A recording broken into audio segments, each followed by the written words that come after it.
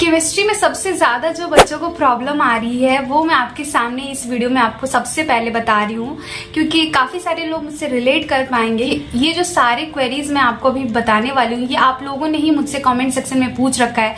जैसे किसी ने बोला है न्यूमेरिकल सॉल्व नहीं हो पा रहे हैं, थ्योरेटिकल बेस्ड क्वेश्चन नहीं बन पाते हैं केमिस्ट्री में, इनऑर्गेनिक केमिस्ट्री के लिए पूरी एनसीईआरटी कैसे याद करें, आज करते हैं कल भूल जाते हैं।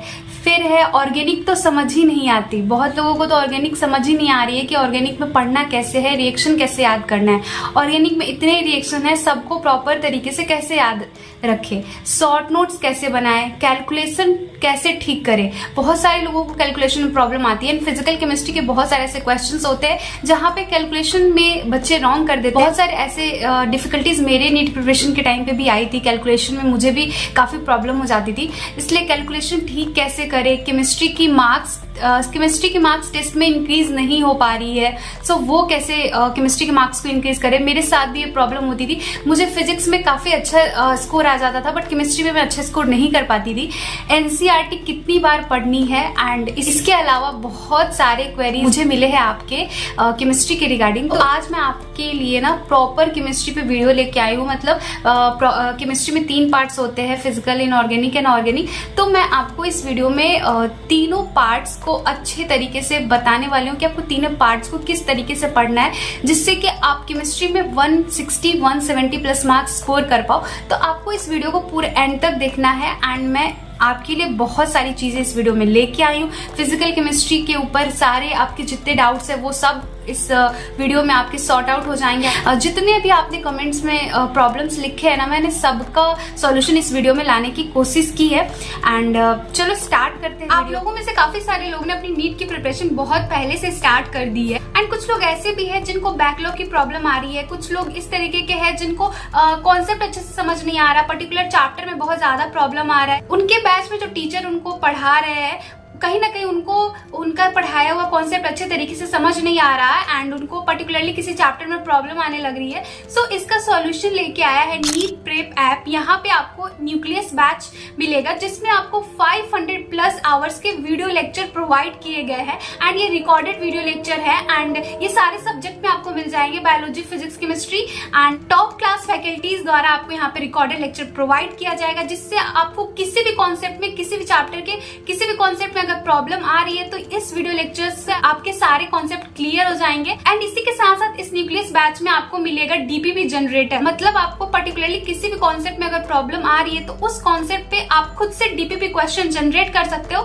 एंड उसको सॉल्व करके उस कॉन्सेप्ट पे अपना कमांड बना सकते हो। एंड इसी के साथ आपको यहाँ पे हर चैप्टर के फ्लैश कार्ड प्रोवाइड किए जाएंगे, माइंड मैप प्रोवाइड किया जाएगा, PYQ के सारे क्वेश्चन यहाँ पे आपको मिल जाएंगे, एंड बायोलॉजी के सारे रिकॉर्डेड लेक्चर आपको NK शर्मा सर द्वारा प्रोवाइड किया जाएगा। सो ये एक बेस्ट ऑप्शन है आपके लिए। जो लोग भी बैकलॉग से परेशान है या फिर उनको पर्टिकुलरली कोई चैप्टर अच्छे तरीके से समझ नहीं आ रहा, तो वो न्यूक्लियस बैच ज्वाइन कर सकते हैं, जहाँ पे उनको रिकॉर्डेड लेक्चर मिल जाएगा जिसको वो कभी भी कहीं भी एक्सेस कर सकते हैं, कभी भी देख सकते हैं। जिस चैप्टर को पढ़ना चाहे उस चैप्टर को पढ़ के अपने सिलेबस को जल्दी से जल्दी खत्म कर सकते हैं नीट 2024 के लिए। सो अगर आप लोग इस बैच को ज्वाइन करना चाहते होंगे तो नीचे डिस्क्रिप्शन बॉक्स में आपको लिंक मिल जाएगा, जहाँ से आप इजिली इस बैच को ज्वाइन कर सकते हो। पहले बात करते हैं कि फिजिकल केमिस्ट्री में बहुत बच्चों को प्रॉब्लम आ रही है, तो फिजिकल केमिस्ट्री को किस तरीके से करना है। तो सबसे पहले आपको कमांड करना है बेसिक चैप्टर्स पे। जो फिजिकल केमिस्ट्री के बेसिक चैप्टर्स है ना, पहले आप उन पे कमांड बनाओ। जैसे कि some basic concept of chemistry, ये चैप्टर बहुत ही ज्यादा इंपॉर्टेंट है,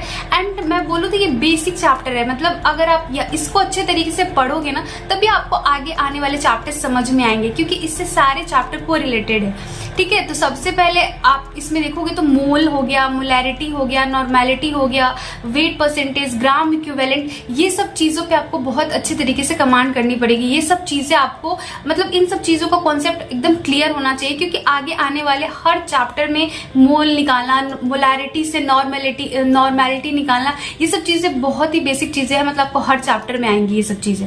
ठीक है, तो आपको सबसे पहले फिजिकल केमिस्ट्री आप स्टार्ट कर रहे हो तो some basic concept of chemistry को जितना स्ट्रॉन्ग बना पाओ उतना स्ट्रॉन्ग कर लो, ताकि आपको आगे आने वाले चैप्टर्स इजी पड़ेंगे। ठीक है, उसके बाद आता है फास्ट एंड एक्यूरेट कैलकुलेशन। ठीक है, बहुत सारे लोगों को कैलकुलेशन में दिक्कत आती है एंड वो पूरे क्वेश्चन को सही तरीके से बनाते हैं बट कैलकुलेशन में मिस्टेक कर देते हैं एंड उनका पूरा का पूरा क्वेश्चन गलत हो जाता है। तो आपको फास्ट कैलकुलेशन करना है बट एक्यूरेट भी करना है, ये दोनों चीजों पे आपको ध्यान रखना है, ठीक है। बिकॉज जनरली ऑप्शंस बहुत ज्यादा क्लोज होते हैं, इसलिए आप ऐसा नहीं सोच सकते कि कैलकुलेशन को कहीं ना कहीं हम अनुमान लगा के मतलब इसके नजदीक करके आप कुछ भी टिक कर दो, क्योंकि ऑप्शंस बहुत ज्यादा नजदीक होते हैं। तो आपको एक्यूरेट वहां पे आंसर निकालना पड़ेगा, ठीक। उसके बाद आपको make classroom notes of every chapter, आपको हर चैप्टर के क्लासरूम में जितने नोट्स बनवाए जा रहे हैं ना, आपको सब बनाना है, ठीक है। क्लास में जो न्यूमेरिकल टीचर सॉल्व कराते हैं उसके कॉन्सेप्ट को अच्छे से समझो। देखो, सबसे पहले लोगों को न्यूमेरिकल में प्रॉब्लम आती है ना, तो सबसे बड़ा इसका रीजन ये होता है कि क्लास में जितने न्यूमेरिकल उनको कराए जाते हैं, जितने न्यूमेरिकल उनको टीचर क्लास में सॉल्व कराते हैं ना,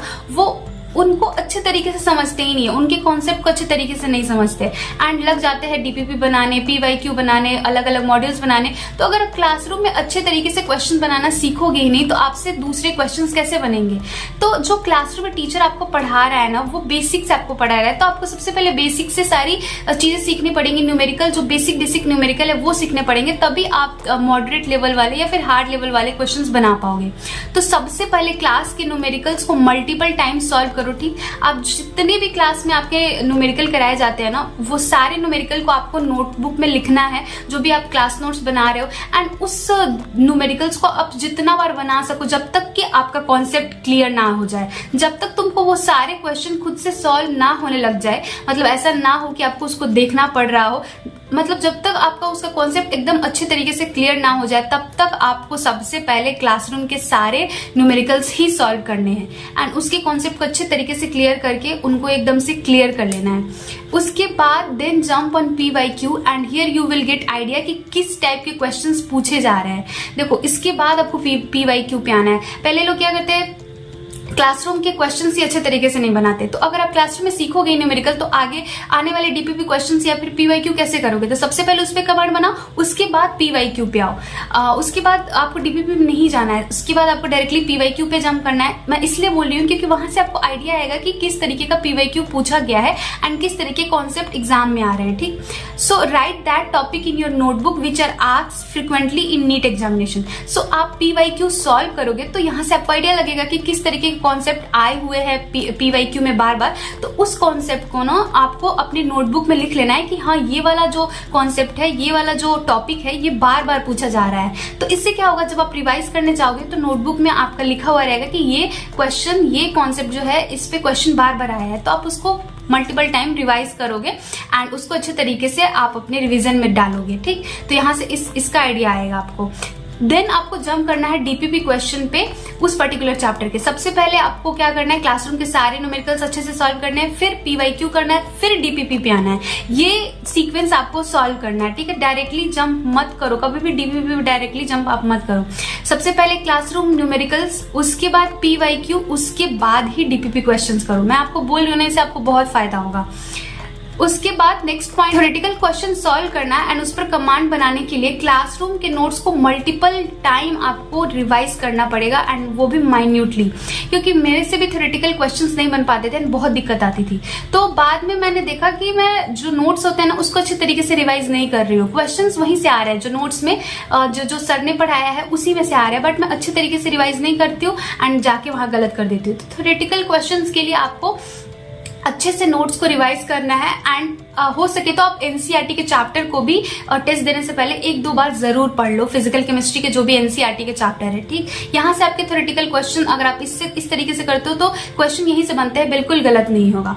उसके बाद हर चैप्टर के लास्ट में ना, मतलब आपका जो नोटबुक है, आप जब नोटबुक बनाओगे तो जब आप उस नोटबुक में कोई पर्टिकुलर चैप्टर का नोट्स बना रहे हो तो उस पर्टिकुलर चैप्टर के खत्म होने के नोटबुक में आपको हर चैप्टर के लास्ट में 3 से 4 एक्स्ट्रा पेज छोड़ दो। इसलिए क्योंकि वहां पर तुम्हें वैसे न्यूमेरिकल्स लिखने हैं जो तुमसे मॉक टेस्ट में नहीं बन पाए थे या गलत हो गए थे।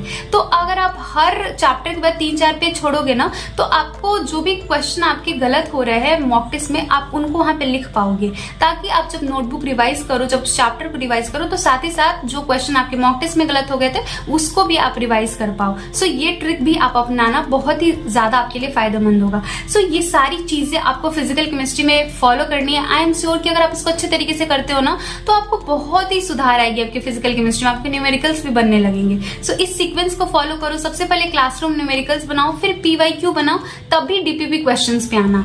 उसके बाद अब बात करते हैं इनऑर्गेनिक केमिस्ट्री के बारे में। तो फिर इनऑर्गेनिक में भी वही बात आती है कि बेसिक चैप्टर को स्ट्रॉन्ग बनाओ। सबसे पहले बेसिक चैप्टर कौन कौन से हो गए, जैसे पीरियोडिक टेबल हो गया, केमिकल बॉन्डिंग हो गया, कोऑर्डिनेट कंपाउंड हो गया।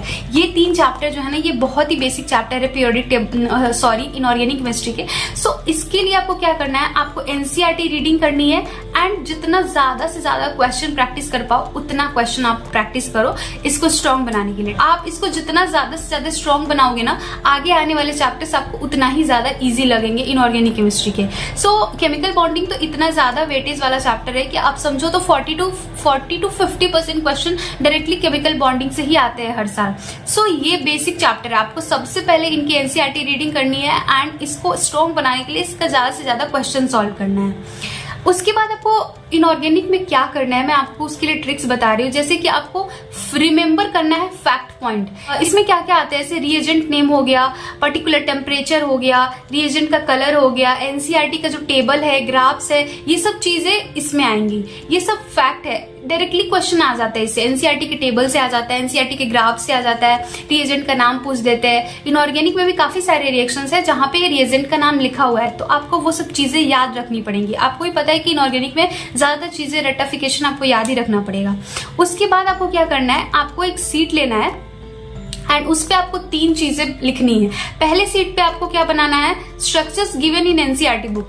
मतलब इनऑर्गेनिक चैप्टर में, मतलब इनऑर्गेनिक के जितने चैप्टर NCERT में, उसमें जितने इंपॉर्टेंट स्ट्रक्चर्स दिए हुए हैं ना, उन सबको ड्रॉ करना है आपको एक A4 शीट पेपर पे। ठीक, उसको आपको बना के रख लेना है एंड उसको आपको डेली रिवाइज करना है, क्योंकि स्ट्रक्चर से भी काफी सारे क्वेश्चन आ जाते हैं। स्ट्रक्चर ड्रॉ करके आ जाता है एंड आपको कंपाउंड का नाम लिख देता है एंड आपको बताना होता है कि इन स्ट्रक्चर्स में से कौन सा स्ट्रक्चर है, वो उसका स्ट्रक्चर कौन सा होगा। ठीक है, तो इसके लिए आपको जितने NCERT के स्ट्रक्चर्स दिए हुए हैं उनको आपको एक A4 शीट पेपर पे लिख लेना है। उसके बाद ऑल द इनऑर्गेनिक रिएक्शन, जितने भी इनऑर्गेनिक रिएक्शन है ना, उन सबको आप A4 शीट पेपर पे लिख लो। मैं आपको बताती हूँ ना, मोर देन 70% एस्पिरेंट इसको छोड़ देते हैं, करते ही नहीं है ये सब चीज, जबकि रिएक्शन बहुत बार पूछा गया है नीट एग्जाम में। तो इनऑर्गेनिक के भी जितने रिएक्शन है बहुत ज्यादा इंपॉर्टेंट है, तो इनको भी आपको एक A4 शीट पेपर पे लिख लेना है। उसके बाद एक्सेप्शन इन ट्रेंड्स, जैसे कि जो ट्रेंड्स होते हैं ना, उसमें एक्सेप्शन हो गया, मैंने खुद में बनाया। जितने भी एक्सेप्शन है उन सबको मैंने A4 शीट पेपर पे लिख लिया है। मैं आपके लिए लेके दिया है, ये देख सकते हो ऑब्वियसली कि बॉइलिंग पॉइंट में यहाँ पे कुछ डिफरेंस आता है, तो जो ट्रेंड है उससे ये अलग होता है। तो ये सब चीजें बॉइलिंग पॉइंट, मेल्टिंग पॉइंट, तो ये एक्सेप्शन था जो मैंने रखा था एक पेज पे एंड इसको मैं डेली रिवाइज करती थी। तो इन चीजों को आपको A4 शीट पेपर पे लिख लेना है। ये 3 चीज आप जरूर बना लो, इससे हर साल क्वेश्चन आता है। सो ये चीजें आपको करनी है इनऑर्गेनिक में। एंड इसके बाद इनऑर्गेनिक के सारे चैप्टर्स को आपको NCERT से पढ़ना है एंड शॉर्ट नोट्स प्रिपेयर करना है। आप सोच रहे हो कि NCERT से पढ़ के शॉर्ट नोट्स कैसे बनाएंगे, टीचर तो जो पढ़ा रहा है उसी नोट्स को रिवाइज कर लेंगे तो हो जाएगा। नहीं, टीचर जो पढ़ा रहा है वो आपको पूरा लाइन टू लाइन NCERT नहीं पढ़ा रहा है, वो उसमें से आपको हर कॉन्सेप्ट को सिखा रहा है, लाइन टू लाइन NCERT नहीं बता रहा है। इसके लिए आपको NCERT के लाइन टू लाइन को याद करने के लिए आपको खुद से NCERT पढ़ना पड़ेगा एंड शॉर्ट नोट्स बनाना पड़ेगा। मैंने S ब्लॉक का कैसे बनाया था, मैंने अपने टेलीग्राम चैनल पे डाला भी हुआ है, मेडिको शालिनी से मेरा टेलीग्राम चैनल, आप एक बार जाके वहां पे देख लो, आपको वहां से आइडिया मिलेगा कि आपको किस तरीके से बनाना है। मैंने पूरा NCERT पढ़ा था, हर एक चैप्टर का, जितना भी इनऑर्गेनिक चैप्टर है NCERT में, सारे NCERT चैप्टर पढ़े थे एंड खुद से उन सारे चैप्टर से नोट्स बनाया था, शॉर्ट नोट्स, की कहाँ से क्वेश्चन बन सकता है, कहाँ से क्वेश्चन आ सकता है, किस लाइन से क्वेश्चन बन सकता है। तो वो चीजें आपको इनऑर्गेनिक में करनी है। NCERT बुक के सारे इंपॉर्टेंट पॉइंट को रट जाओ, मतलब इनऑर्गेनिक में और कुछ करना नहीं होता है, जितना आप रटोगे उतना अच्छा आपके स्कोर आएंगे। तो NCERT बुक के जितने इंपॉर्टेंट पॉइंट है, जहां से क्वेश्चन बन सकता है, उन सबको आपको रट जाना है। इतना कर लो आप इनऑर्गेनिक में, मोर देन सफिशिएंट है। मतलब इतना अगर आप करके डेली इसी को रिवाइज करोगे ना, अगर आप इसको 1 महीना भी रिवाइज कर लो, जितना चीजें मैंने आपको बोला, अगर इन सबको आप प्रिपेयर कर लेते हो और डेली इसको 1-1.5 महीने रिवाइज करते हो, आपको इनऑर्गेनिक में फुल मार्क्स आएंगे। उसके बाद नेक्स्ट आते हैं अब ऑर्गेनिक केमिस्ट्री पे। देखो ऑर्गेनिक केमिस्ट्री में ना बहुत सारी चीजें हैं, आप बियॉन्ड एनसीईआरटी जाके बहुत सारी चीजें पढ़ सकते हो। तो सबसे पहले तो आपको रिसोर्सेज जितने मिनिमम हो सके उतने मिनिमम रखो, मिनिमम रिसोर्सेज रखने आपको, क्योंकि इसमें 15 क्वेश्चन आएंगे एंड अगर आप सिर्फ एनसीईआरटी बेस पढ़ के जाओगे तो आप 15 के 15 क्वेश्चन सही करके आ सकते हो। ठीक, तो सबसे पहले आपको जीओसी पढ़ना है वीडियो लेक्चर से ऑर्गेनिक में, क्योंकि जीओसी स्ट्रांग होगा तभी आपको आगे आने वाले चैप्टर्स समझ में आएंगे। ठीक है, तो लेक्चर्स देखने हैं जीओसी वाले एंड उसको जितने उसमें क्वेश्चन आ रहे हैं ना जीओसी में और जितने क्लास में सर क्वेश्चन कराएंगे आप सबको कर जाओ। अगर आप जितने क्वेश्चन क्लास में होते हैं उन सबको अच्छे तरीके से कर ले जाते हो, सबको एकदम कॉन्सेप्चुअल वे में समझ के बना लेते हो, तो आपका जीओसी तो आधा स्ट्रांग वही से हो जाएगा। उसके बाद आपको प्रॉपर नोट्स जरूर बनाना है हर चैप्टर का। क्लासरूम के सारे क्वेश्चन नोट्स में होने चाहिए, नोट्स में ऐड करना है आपको एंड उसके मल्टीपल टाइम सॉल्व करो। मैंने जो बोला ना अभी आपको, मतलब क्लासरूम में जितने क्वेश्चन कराए जा रहे हैं ना उसको आप मल्टीपल टाइम करो, उससे आपका जीओसी बहुत ही ज्यादा स्ट्रांग हो जाएगा। तो सबसे पहले जीओसी करना है। उसके बाद ना आपको नेक्स्ट ट्रिक जो मैं आपको बता रही हूँ बहुत ज्यादा इंपॉर्टेंट है। Prepare 1 page of name reaction, मतलब एक A4 शीट पेपर लो, उस पे नेम रिएक्शन हेडिंग दो एंड जितने ऑर्गेनिक के नेम रिएक्शन है उन सबको उस पे लिख लो। सारे नेम रिएक्शन एक पेज पे आ गए। ठीक है, रिएक्शन रिएजेंट, जितने रिएक्शन है मतलब जितने नेम रिएक्शन उसमें जितने रिएजेंट आ रहे हैं उन सबको एक A4 शीट पेज पे लिख लो। उसके बाद केमिकल टेस्ट, जितने केमिकल टेस्ट है ना सबको A4 शीट पेपर पे लिख लेना है and types of reaction, GOC में जितने टाइप्स ऑफ रिएक्शन है उन सबको भी एक पेज पे आपको लिख लेना है। इन 4 चीजों को आप एक पेज पे लिख लो एंड उसको डेली रिवाइज करो। मैं बोल रही हूँ ना 50% question come from this part only. मतलब नेम रिएक्शन से हर साल क्वेश्चन रहता है, रिएक्शन रिएजेंट किसी साल पूछ लेते हैं, केमिकल टेस्ट किसी साल पूछ लेते हैं, टाइप ऑफ रिएक्शन भी आ जाता है कि बताओ कौन सा न्यूक्लियोफिलिक रिएक्शन है, कौन सा सब्स्टिट्यूशन रिएक्शन है। तो आप अगर इस चारों चीजों को अच्छे तरीके से प्रिपेयर करके जाओगे, जितना आप इनको रिवाइज करके जाओगे उतना ज्यादा आपके लिए अच्छा रहेगा। उसके बाद नेक्स्ट बात करते हैं, एनसीईआरटी बुक रीडिंग करनी है आपको हर चैप्टर का मल्टीपल टाइम्स। ठीक, मतलब आप एनसीईआरटी बुक को रीड करो मल्टीपल टाइम्स, या फिर आप उससे अच्छा एक और मैं आपको सजेशन देना चाहूंगी, उसके इंपॉर्टेंट पॉइंट्स को A4 साइज पेपर पर लिख लो, then revise it daily. NCERT उठा के डेली पढ़ने से अच्छा है कि उस पर जितने इंपॉर्टेंट पॉइंट हैं, मतलब मैंने खुद का बनाया था ऑर्गेनिक में जितने चैप्टर एनसीईआरटी के, मैंने सारे चैप्टर के शॉर्ट नोट्स बनाए थे एनसीईआरटी को पढ़ने के बाद। तो एनसीईआरटी आपको बार बार नहीं खोलना पड़ेगा। अगर आप A4 शीट पेपर पे सारे इंपॉर्टेंट पॉइंट एनसीईआरटी के लिख लेते हो हर चैप्टर के, तो आपको एनसीईआरटी बार बार खोलने की जरूरत नहीं पड़ेगी। आप बस उन्हीं A4 शीट पेपर को रिवाइज कर लोगे तो आपका हो जाएगा। जैसे मैं आपको बताऊं, अल्कोहल चैप्टर अल्कोहल चैप्टर को मैंने 2 पेजेस में समराइज किया था। उसके एनसीईआरटी के जितने इंपॉर्टेंट पॉइंट थे मैंने सारे पॉइंट्स को 2 पेज में समराइज कर लिया था। तो मेरा पूरा जो अल्कोहल चैप्टर का एनसीईआरटी हो गया वो, तो मुझे बार बार अल्कोहल चैप्टर को एनसीईआरटी बुक से नहीं पढ़ना पड़ेगा। मैं बस उन्हीं 2 पेजेस को पढ़ लेती थी तो मेरा एनसीईआरटी हो जाता था। तो ये चीजें आप खुद भी कर सकते हो और मैंने ये सारे चैप्टर्स का बनाया है एंड मैं जल्दी इसको टेलीग्राम पे डाल दूंगी। अभी तक तो मैंने नहीं डाला है, मैं जल्दी आपके साथ टेलीग्राम पे ये शेयर भी कर दूंगी ताकि आप वहां से आइडिया ले सको कि आपको किस तरीके से बनाना है। अगर आप खुद का बनाओगे तो वो ज्यादा सही रहेगा। आपको ऑर्गेनिक में और क्या क्या करना है, तो आपको क्लासरूम के क्वेश्चंस करने हैं, इंडेक्स के क्वेश्चन करने हैं, एनसीईआरटी बुक के बैक एक्सरसाइज के क्वेश्चन करने हैं एनसीईआरटी के, एंड पीवाईक्यू करना है। ये 4 चीजें ही आपको करनी है। ये 4 चीजें अगर आप अच्छे से करोगे ना, आपको कोई नहीं रोक सकता ऑर्गेनिक के 15 क्वेश्चन सॉल्व करने में। क्लासरूम के क्वेश्चन जितने हो रहे हैं उनको अच्छे से कर लो, एकदम से आपको टिप्स पे होने चाहिए। इंडेक्स के सारे क्वेश्चन एंड बैक एक्सरसाइज के सारे क्वेश्चन एंड पीवाईक्यू को एकदम से रट जाओ। इसके अलावा आपको कुछ नहीं करना ऑर्गेनिक में। मैंने जितना पॉइंट आपको यहाँ पे बताया है ना, अगर आप उसको अच्छे से करते हो, आई एम श्योर कि आप 15 में 13-14 क्वेश्चन आराम से सॉल्व करके आओगे। ठीक, उसके बाद एक ही मंत्र है ज्यादा से ज्यादा मार्क्स स्कोर करने का, more and more revision and use hacks to remember the organic reaction. And organic में जितने भी रिएजेंट आते हैं ये सब चीजें आप खुद के हैक्स बना सकते हो, क्योंकि बहुत सारे रिएक्शन है, इनऑर्गेनिक में भी है ऑर्गेनिक में भी है, लेकिन आपको याद तो सारे करके जाने हैं। तो जितना ज्यादा रिवाइज करोगे उतना ज्यादा आपके माइंड में रहेगी चीजें एंड लास्ट तक आपको याद रहेगी। तो कोई और सब्स्टिट्यूट नहीं है इसका, आपको ज्यादा से ज्यादा रिविजन करना ही पड़ेगा एंड केमिस्ट्री यही खोजता है। सो ये सब चीजें मैंने जो आपको बताई ना, ये बहुत माइन्यूट चीजें हैं एंड मैंने खुद ये सारी चीजें अपनी प्रिपरेशन के टाइम पे की है। अगर आप इन सब चीजों को करते हो ना, अगर आप जो चीजें मैंने आपको बनाने के लिए बोला, अगर आप वो सारी चीजें बना के अच्छे तरीके से केमिस्ट्री को आप करोगे, आपको 160-170 मार्क्स जरूर आ जाएंगे नीट एग्जाम में, केमिस्ट्री के पेपर में इजीली। सो ये सब चीजें अच्छे से फॉलो करना है आपको एंड ज्यादा से ज्यादा रिवाइज करो। एंड बहुत सारे लोग परेशान हो जा रहे हैं कि मार्क्स नहीं आ रहे टेस्ट में।